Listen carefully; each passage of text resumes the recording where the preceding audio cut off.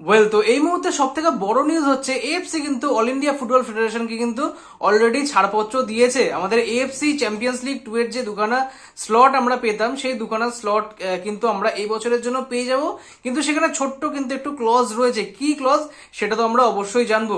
তো hello guys, welcome to Bangla football YouTube channel. আর একটা ইন্ডিয়ান ফুটবলের বিভিন্ন রকম আপডেটস এর ভিডিও নিয়ে কিন্তু হাজির হয়েছি অনেকদিন পর।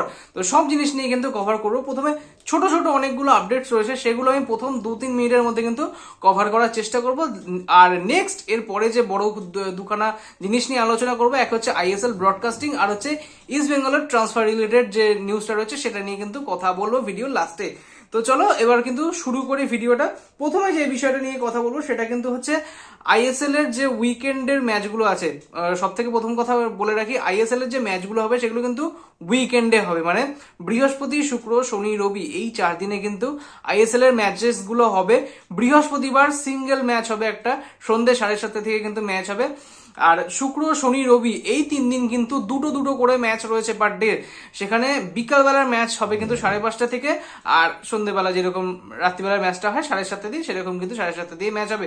তাহলে একটা সপ্তাহে কিন্তু টোটাল 7টা ম্যাচ হবে। বৃহস্পতি, শুক্র, শনি, রবি এই 4 দিন কিন্তু ম্যাচ হবে। সোম, মঙ্গল, বুধ এই 3 দিন কিন্তু অফ থাকবে। তো মোটামুটি আজকে 15ই জানুয়ারি, আর ঠিক এক মাস পরে কিন্তু এই সিজনের ইন্ডিয়ান সুপার লিগ কিন্তু শুরু হয়ে যাচ্ছে। আর একটা ছোট্ট জিনিস বলে রাখা এখানে দরকার, আইএসএল এর যে লোগোটা, সেই আইএসএল এর লোগোর সত্তা কিন্তু এফএসডিএল এর কাছে ছিল। সেই এফএসডিএল কিন্তু মানে ফ্রি অফ কস্ট কিন্তু অল ইন্ডিয়া ফুটবল ফেডারেশনকে সেই সত্তাটা কিন্তু প্রোভাইড করে দিয়েছে। অল ইন্ডিয়া ফুটবল ফেডারেশন চাইলে আইএসএল এর যে পুরনো লোগো, যেটা আমরা আইএসএল এর লোগোটা দেখি, সেই লোগোটা কিন্তু ইউজ করতে পারে। তারপরে যে কথাটা বলবো সেটা হচ্ছে, প্রথমেই যেটা বললাম যে এএফসি যে দুখানা স্লট আমাদের থাকে, একটা হচ্ছে সুপার কাপ জিতলে কিন্তু সেই স্লটটা আমরা পাই, আর একটা হচ্ছে আমাদের আইএসএল এর লিগ শিল্ড চ্যাম্পিয়ন যারা হয় সেই একটা স্লট কিন্তু আমরা পাই। তো একটা ডিরেক্ট স্লট ছিল, একটা ইনডাইরেক্ট স্লট ছিল। সুপার কাপ চ্যাম্পিয়ন যারা হয় তারা কোয়ালিফাই ম্যাচ খেলে কিন্তু গ্রুপ স্টেজের জন্য কোয়ালিফাই করতো, আর যারা আমাদের আইএসএল লিগ শিল্ড চ্যাম্পিয়ন হয় তারা কিন্তু ডিরেক্ট স্লট পেতো।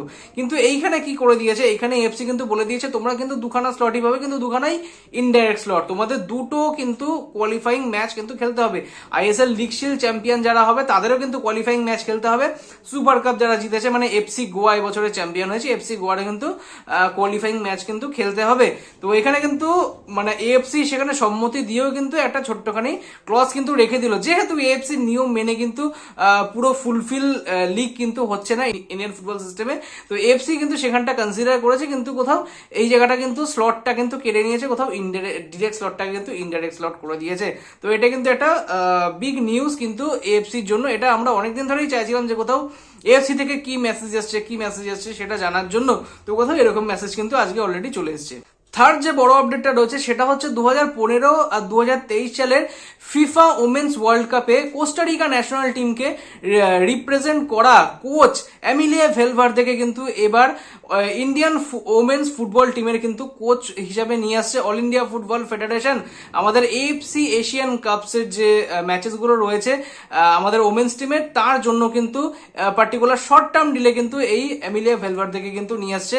কোস্টারিকা ন্যাশনাল টিমকে কিন্তু দুটো ওয়ার্ল্ড কাপ সিজনে কিন্তু কোচিং করিয়েছে এই কোচ। তো দেখা যায় যথেষ্ট হাই প্রোফাইল কিন্তু কোচ।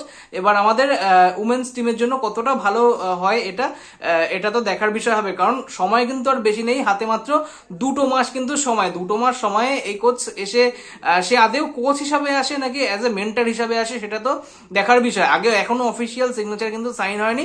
অফিসিয়াল সিগনেচার সাইন হলে কিন্তু আমরা জানতে পারবো যে সে অ্যাজ এ মেন্টর আসছে না অ্যাজ এ কোচ আসছে, সেটা তো অবশ্যই সময় কথা বলবে। ওকে, ফোর্থ যে আপডেটটা রয়েছে আর লাস্ট আপডেট এটাই রয়েছে, সেটা হচ্ছে আই লিগ নিয়ে কিন্তু অল ইন্ডিয়া ফুটবল ফেডারেশন বলেছে যে কোথাও all India football federation I league করানোর জন্য 5 কোটি টাকা কিন্তু দেবে, আর আই লিগ ক্লাবসদের মিলিতভাবে একটা 5 কোটি টাকার কিন্তু অনুদান কিন্তু জোগাড় করতে হবে। টোটাল 10 কোটির বাজেট নিয়ে কিন্তু এবার আই লিগ হবে। কোথাও 5 কোটি দেবে কিন্তু অল ইন্ডিয়া ফুটবল ফেডারেশন, আর 5 কোটি কিন্তু সব কটা ক্লাবস মিলিয়ে যৌথভাবে সেই 5 কোটি টাকা কিন্তু জোগাড় করতে বলা হয়েছে আই লিগ ক্লাবসগুলোকে অল ইন্ডিয়া ফুটবল ফেডারেশনের তরফ থেকে। তো আই লিগ কবে থেকে স্টার্ট হবে এটা আমরা খুব শীঘ্রই কিন্তু কয়েকদিনের মধ্যে জেনে যাব। আই লিগ নিয়েও অনেক মডেল কিন্তু রয়েছে, সেগুলো কিন্তু অবশ্যই আগে মানে জিনিসগুলো ভেরিফাই হোক, তারপরে কিন্তু অবশ্যই শেয়ার করবো। লাস্ট যে আপডেটটা বাকি রয়েছে সেটা কিন্তু অল ইন্ডিয়া ফুটবল ফেডারেশন কিন্তু দুটো কমিটি গঠন করেছে, একটা হচ্ছে গভর্নেন্স কাউন্সিল, একটা হচ্ছে ম্যানেজমেন্ট কমিটি। এই দুটো কমিটি কিন্তু সম্পূর্ণ আলাদা, কিন্তু গভর্নেন্স কাউন্সিল যেটা রয়েছে সেটা হচ্ছে সম্মিলিত ক্লাবসের প্রতিনিধি, এআইএফএফ এর 3জন প্রতিনিধি, প্লাস দুটো হচ্ছে ইন্ডিপেন্ডেন্ট বডি, আর হচ্ছে 3জন কিন্তু ব্রডকাস্টিং পার্টনার যারা থাকবে তাদের কিন্তু এখানে যোগ হবে।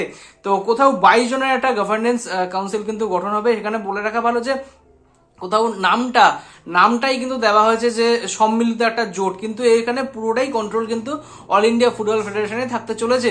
তো এই বিষয়টা নিয়ে কথা বলতে গেলে ভিডিওটা বহু লেন্দি হয়ে যাবে, ছোট্ট করে জাস্ট বলে রাখলাম দুখানা কমিটি কিন্তু গঠন হয়েছে।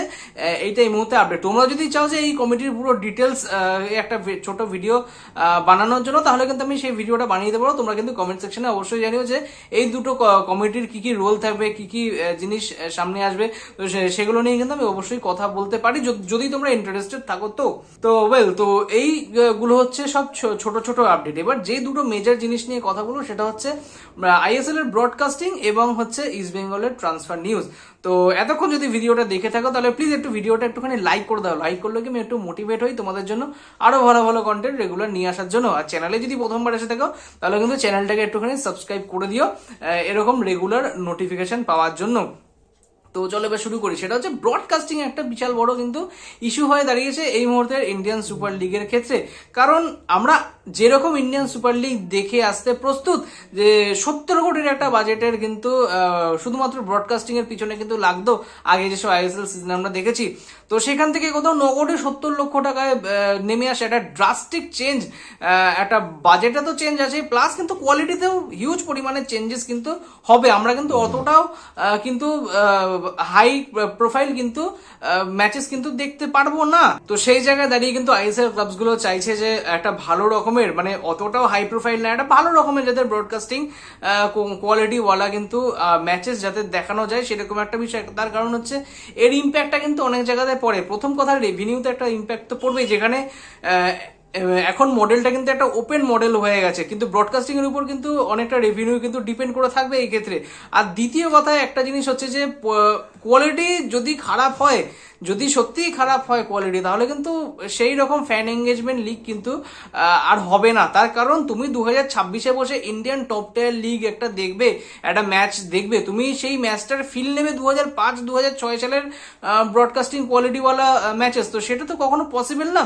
তো তার জন্যই কিন্তু এএফএফ প্লাস ক্লাবগুলো কিন্তু সম্পূর্ণভাবে কিন্তু এটা চেষ্টা করছে যে কোথাও ড্রাস্টিক্যালি একেবারে চেঞ্জ যাতে না হয়ে যায়, তার জন্য কথা বলার তো অবশ্যই চেষ্টা করছে। কিন্তু কোথাও শোনা যাচ্ছে যে ফ্যান কোড কিন্তু কিছুটা হলেও ইন্টারেস্টেড রয়েছে। এবার ফ্যান কোড ব্রডকাস্টিং পার্টনার হিসাবে আসে নাকি শুধু স্ট্রিমিং পার্টনার হিসাবে আসে, সেটাও কিন্তু দেখার বিষয়। যদি আসে তাহলে কিন্তু একটা ছোট্টখাটো হলেও ভালো জিনিস কিন্তু হতে পারে, কারণ ফ্যান কোড কিন্তু যথেষ্ট ভালো নামি দামি কিন্তু ওটিটি কোম্পানি।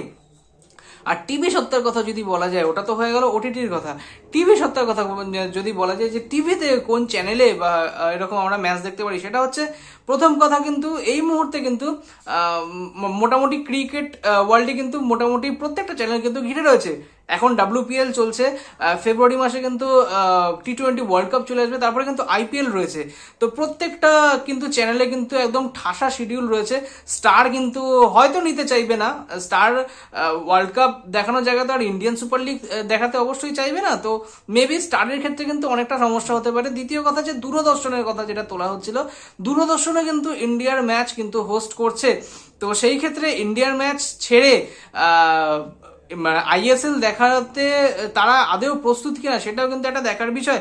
কিন্তু অল ইন্ডিয়া ফুটবল ফেডারেশন চাইছে যে কোনো প্রাইভেট সংস্থার কাছেই যাতে এই সত্তাটা যাক। তো সেই ক্ষেত্রে কিন্তু জিও আসতে পারে এগিয়ে। জি আমরা জানি যে বেঙ্গল সুপার লিগ থেকে শুরু করে কেরালা সুপার লিগ থেকে শুরু করে ইন্ডিয়ান ফুটবলে কিন্তু কোথাও না কোথাও ছোটখাটো তারা ইনভেস্টমেন্ট করছে। তো কোথাও জিও কিন্তু এই সত্তাটা নিতে পারে, বা ইউরো স্পোর্টস রয়েছে, সোনির ব্রডকাস্টিং চ্যানেল রয়েছে। এটা তো দেখার বিষয়। এটা কিন্তু 25শে জানুয়ারি থেকে মোটামুটি 31শে জানুয়ারির মধ্যে কিন্তু এটা আমরা ফাইনালি দেখে নিতে পারবো যে টিভিতে আমরা কোথায় এই বছরের আইএসএলটা দেখতে পারবো। প্লাস যদি কোনো ওটিটি প্ল্যাটফর্মসে দেখতে হয় তাহলে সেটা আমরা কোথায় দেখতে পারবো। তার কারণ এই মুহূর্তে দাঁড়িয়ে কিন্তু যদি FSDL কোনো রকম ভাবে না আসে এই মুহূর্তে দাঁড়িয়ে, কিন্তু পরের কথা আমি কিন্তু বলছি না, এই মুহূর্তে দাঁড়িয়ে যদি এফএসডিএল না আসে সেই ক্ষেত্রে কিন্তু জিও হটস্টারে কিন্তু এই টেলিকাস্ট করাটা কিন্তু ইটস ওয়ে টু ডিফিকাল্ট। তার কারণ হচ্ছে জিও হটস্টারে কিন্তু যে কোয়ালিটি দেখানো হয় সেই কোয়ালিটিতে কিন্তু বাজেট কিন্তু ম্যাচ করতে পারবে না এই মুহূর্তে এআইএফএফ। তো দেখার বিষয় এটাই যে কি হয়, মানে কোথায় আমরা এই এবছরের আইএসএল সিজনটা আমরা দেখতে পারি।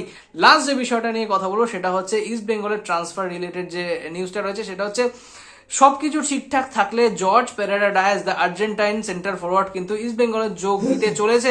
কোথাও দুটো প্লেয়ার নিয়ে কিন্তু একটা টানাপোড়েন চলছিল, এই মুহূর্তে কিন্তু সেটা ক্লিয়ার হয়ে গেছে যে কোথাও ডিয়েগো মরিসিওর যে রিউমারটা উঠেছিল সেটা কিন্তু এই মুহূর্তে মোটামুটি ভেস্তে গেছে। ডিয়েগো মরিসিওর কোনো রকম কিন্তু ইস্ট বেঙ্গলে অ্যারাইভাল কিন্তু হচ্ছে না, কিন্তু জর্জ পেরেরা ডায়াস কিন্তু মোটামুটি সবকিছু যদি ঠিকঠাক থাকে, কথাবার্তা কিন্তু যথেষ্ট ফাইনাল স্টেজে কিন্তু রয়েছে, তো সবকিছু ঠিকঠাক থাকলে কিন্তু জর্জ পেরেরা ডায়াস কিন্তু ইস্ট বেঙ্গলে এবার আসতে চলেছে।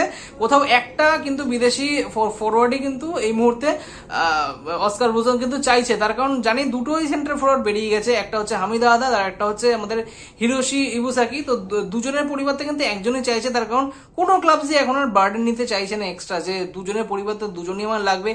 মোটামুটি হিরোশি যেরকম ফর্ম দেখিয়েছে ইস্ট বেঙ্গলের জার্সিতে, আমাদের ডেভিডের এর থেকে অনেক ভালো খেলতে পারে, এইটুকু আমি জোর দিয়ে কিন্তু বলে দিতে পারি। ডেভিড জেসিন্টিকের মতন প্লেয়ার এরা যদি গেম টাইম পায়, এরা কিন্তু হিরোশি ইবুসুকের থেকে যথেষ্ট কিন্তু ভালো পারফরমেন্স কিন্তু তুলে ধরবে। সেখানে জর্জ পেরেরা ডায়াস, যার মধ্যে এতটা হাঙ্গার রয়েছে, আইএসএল একটা প্রুভেন প্লেয়ার, তিনটে ক্লাবসের হয়ে খেলা হয়ে গেছে, Kerala Blasters, Mumbai city FC, Bengaluru FC, তিনটে ক্লাবের হয়ে খেলা হয়ে গেছে, তার মধ্যে ওর মধ্যে একটা অন্যরকম একটা হাঙ্গার কাজ করে, প্রচন্ড পরিমাণে মানে হাঙ্গারি একটা সেন্টার ফরওয়ার্ড, গোল পচার। তো এই প্লেয়ার যদি ইস্ট বেঙ্গলে আসে আর যদি সেরকম ফর্মে থাকে তাহলে কিন্তু যথেষ্ট ভালো বেনিফিশিয়াল কিন্তু ইস্ট বেঙ্গল ছাড়া আর কেউ হবে না। হ্যাঁ, ইস্ট বেঙ্গল ক্লাব আর তার জনতা ছাড়া আর কেউ কিন্তু হবে না, তার কারণ সব থেকে বড় প্রবলেম ইস্ট বেঙ্গলের লাস্ট কটা সিজনে যেটা হয়ে গেছে সেটা হচ্ছে স্ট্রাইকিং পজিশনে কিন্তু একমাত্র ক্লেটন সিলভা ছাড়া আর কোনো সেন্টার ফরওয়ার্ড কিন্তু সেই জায়গাটা কিন্তু ইস্ট বেঙ্গলে নিতে পারেনি লাস্ট 4-5টা সিজন ধরে কিন্তু। তো সেখানে জর্জ পেরেরা ডায়াস মাত্র 13 ম্যাচের জন্য ইস্ট বেঙ্গলে জয়েন করছে, যদি ভালো খেলে তাহলে ইন ফিউচার কি হবে সেটা পরের বিষয়, কিন্তু আপাতত এই সিজনের জন্য কিন্তু জর্জ পেরেরা ডায়াস যদি সবকিছু ঠিকঠাক থাকে, এখনো কিন্তু ফাইনালাইজ হয়নি, সবকিছু যদি ঠিকঠাক থাকে, যদি সিগনেচারটা হয়ে যায় তাহলে কিন্তু জর্জ পেরেরা ডায়াস কিন্তু ইস্ট বেঙ্গলে জয়েন করতে চলেছে এই মুহূর্তে, এটাই লেটেস্ট খবর। তো ব্যাস, আমি সবকটা জিনিসই হয়তো কভার করে ফেলেছি, আর সেরকম কিছু কভার করার মতো নেই। যদি কোনো রকম আপডেটস আবার আসে আমি কিন্তু আবার অবশ্যই জানাবো। তো ভিডিওটা যদি এতক্ষণ দেখে থাকো তাহলে কিন্তু প্লিজ একটুখানি লাইক করে দিও, চ্যানেলে প্রথমবার এসে দেখলে চ্যানেলটাকে একটুখানি সাবস্ক্রাইব করে দিও। তো ব্যাস, আজকের জন্য এইটুকুই, ভিডিওটা এখানেই সমাপ্ত করছি। ততক্ষণের জন্য কিন্তু গুড নাইট, চলো টাটা।